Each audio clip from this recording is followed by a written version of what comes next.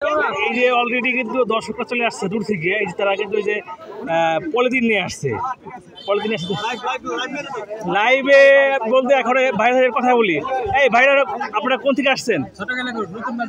ছোটগেলা দেখুন, মানে আমাদের পাশে আর কি, সিঙ্গের থেকে আসছে। আপনারা কয়জন আসছেন ভাই? 15 জন। এই যে ভাইরা 15 জন লোক আসছে।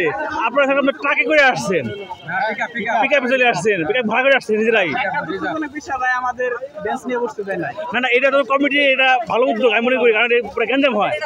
তো এই জন্য এইটাই ভালো যে এরকমভাবে যে আপনার পলিথিন বিছিয়ে রাখতেছে।